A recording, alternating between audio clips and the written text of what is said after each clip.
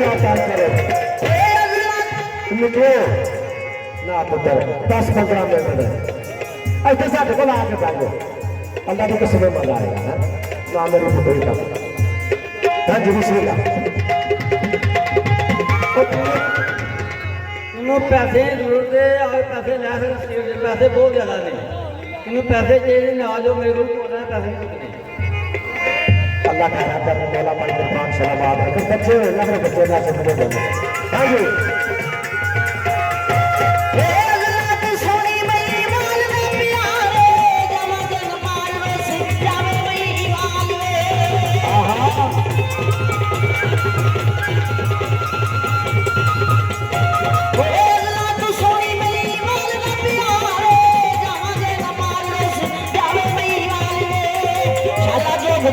मारे तू जवानी आवे सजना दे कोल जावे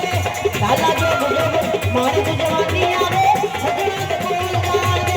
मैनू का के तो पता क्या क्या यार सज्जन मेरे ने ना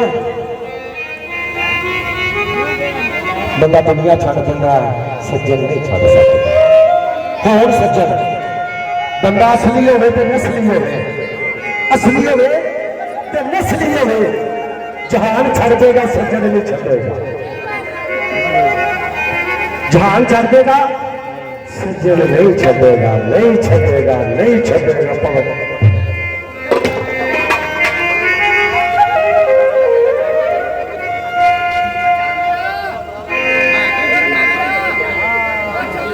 ये जेला तो कहा लग दे जेला तो कहा लग दे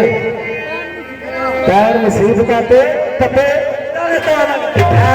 पैर नसीब करते पते सजना दे ता लगते तो फिर मजबूर होकर कहना पैदा भाई जी यार गल कर लिया तो असं भैरो असं अगे गल कर लिया तुम पिछे मचा गावा का सौदा करी जान रहे इस तो बाद एक बोल होर सुनावांगा यारा का भी दूसरा रंग ए पहला रंग